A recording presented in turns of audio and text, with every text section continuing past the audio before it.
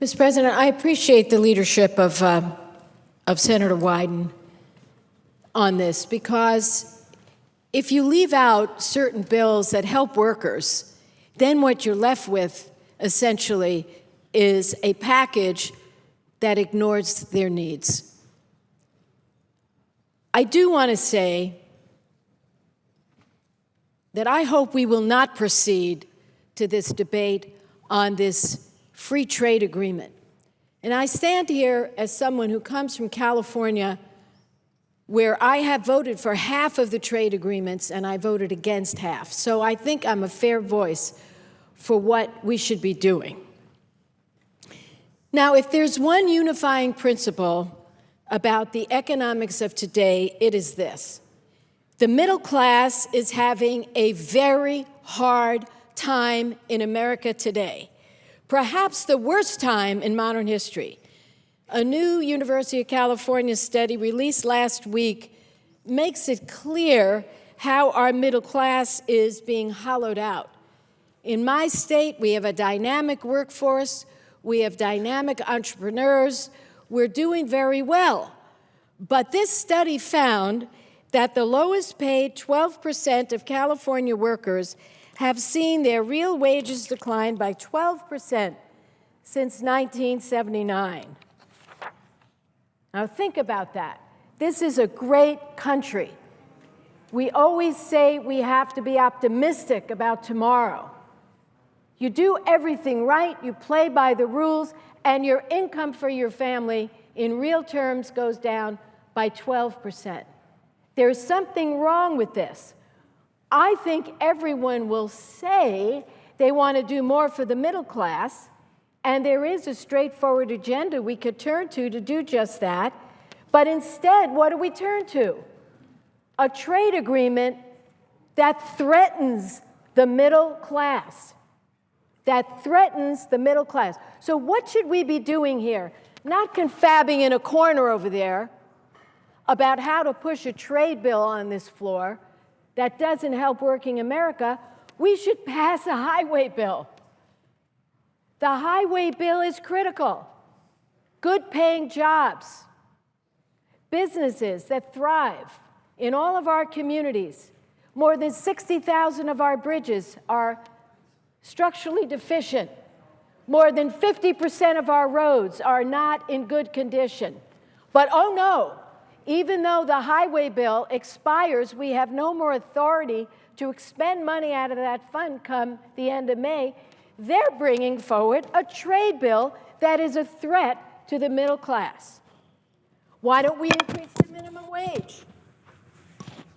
The minimum wage needs to be raised. Oh no, they don't want to do that.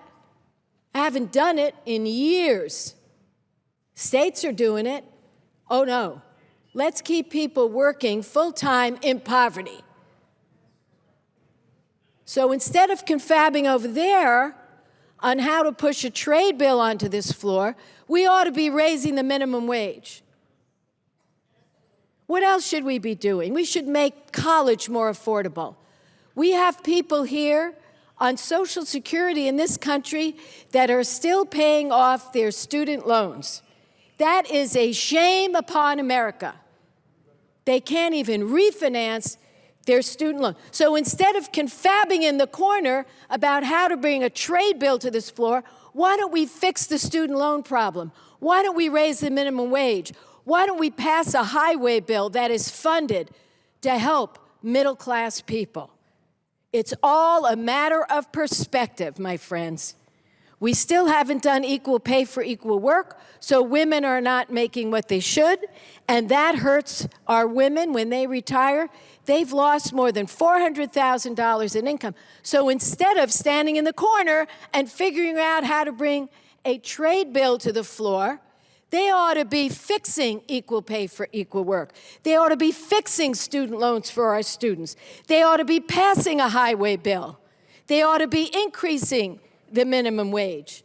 And they ought to deal with currency fairness, because our trading partners, they play with their currency in order to push forward their products. But oh no, that is not on the agenda. we could have an agenda for a vibrant middle class, but instead of that, we are moving toward a trade bill. Now, I know there are some who disagree with me, who come down to this floor and say, we're going to create jobs with this trade bill, it's going to be great. Well, let them explain how we're not going to see some of the 12 million jobs that are manufacturing jobs in America not move to countries who pay 56 cents an hour. Another country, $1.19 an hour. I know they'll disagree with me. They're making all of these promises, and you know, the more I hear it, the more I hear the echoes of the NAFTA debate. Now, that was a long time ago, and I was here then. In 1988, I voted for Fast Track Authority to allow the administration to negotiate the North American Free Trade Agreement. Then, 5 years later, I saw the deal. It was a bad deal, and I voted no, but it was too late, because when I saw the deal, I knew I couldn't fix it, because that's what Fast Track is. And what this majority here today is saying to us is, vote for Fast Track and give up your right, Senator Boxer, from amending this trade agreement. So they say, well, it's very transparent. Go down and look at it. Well, let me tell you what you have to do to read this agreement. Follow this. You can only take a few of your staffers who happen to have a security clearance, because God knows why this is secure. This is classified. There's nothing to do with defense. It has nothing to do with going after ISIS. It has nothing to do with any of that, but it is classified. So I go down with my staff that I could get to go with me, and as soon as I get there, the guard says to me, hand over your electronics. Okay, I give over my electronics. Then the guard says, you can't take notes. I said, I can't take notes? Well, you can take notes, but you have to give them back to me, and I'll put them in a file. So I said, wait a minute. I'm going to take notes, and then you're going to take my notes away from me, and then you're going to have them in a file, and you can read my notes. Not on your life.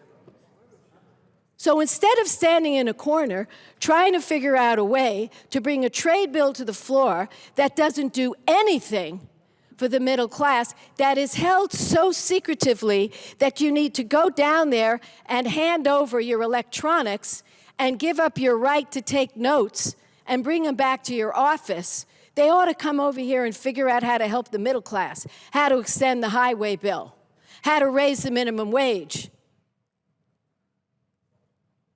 how to move toward clean energy, how to fix our currency manipulation that we see abroad.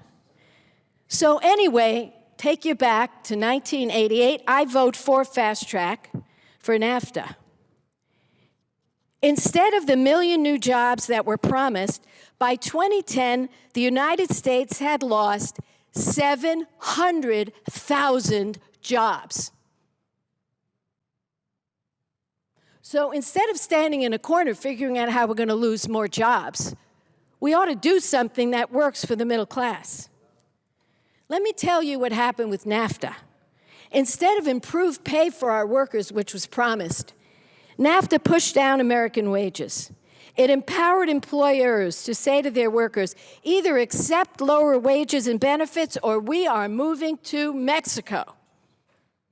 Instead of strengthening our economy, it increased our trade deficit to Mexico, which now this year hit $50 billion. Before NAFTA, we had a trade surplus with Mexico. Now we have a trade deficit. So instead of standing in the corner and figuring out how we can have more trade deficits with countries, we ought to do something to help the middle class. I want to talk about something that happened in California in Santa Ana, right after NAFTA. The city had worked hard to keep a Mitsubishi plant that assembled big screen TVs securing tax credits to help the plant stay competitive. Even after NAFTA passed, company officials promised they would keep the plant in Santa Ana. But guess what, folks? 3 years later, Mitsubishi closed the plant. Company officials said they had to cut costs, especially labor costs, so they were moving their operations to Mexico. We lost 400 good-paying, middle-class jobs, even though everyone promised NAFTA would never do that, this is going to be wonderful, and I got suckered into voting yes on fast track. And I fear we see this pattern again. The definition of insanity is doing the same thing over and over and expecting a different outcome. So we have 12.3 million manufacturing jobs in this country. And we are looking at a Trans-Pacific Partnership deal, the largest trade deal in history, covering 40% of the world's economy. Tell me, what chance do our people who work in manufacturing have against countries that pay less than $1 an hour? In one case, I think it's 56 cents, 57 cents. Say it again. 70 cents an hour. I stand corrected. Of the 12 countries in the TPP, 3 have minimum wages that are higher than ours: Australia, New Zealand, and Canada. But most of the countries have far lower wages, including Chile, with a wage of $2.14, Peru with a minimum wage of $1.38, Vietnam with a minimum wage of 70 cents. Brunei and Singapore, they don't even have a minimum wage. They don't even have a minimum wage. So I think I have laid out the argument as to why all these promises about better wages, more jobs, falls flat on its face when you look at that last free trade deal. And this one is with more countries. And then there is the Investor State Dispute Settlement, or ISDS, which will allow polluters to sue for unlimited money damages. For example, they could use it to try to undo the incredible work in California on climate change by claiming that they were put at a disadvantage by having to live with California's laws. Polluters could seek to undermine the president's Clean Power Plan, or the toxic mercury pollution under the Mercury and Air Toxic Standard. Or they could sue because they had to spend a little money to make sure that they didn't dump toxins into our waterways, drinking water. Now, we've seen this happen before.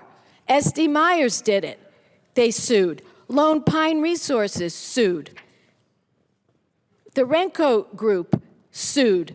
They notified Peru in 2010 and intended to launch an $800 million investor state claim against the government because they said the Fair Trade Agreement was violated because it said that they didn't really have to install all these anti-pollution devices. And yet Peru forced them to do it, and what happened was polluter pay turned into polluters get paid.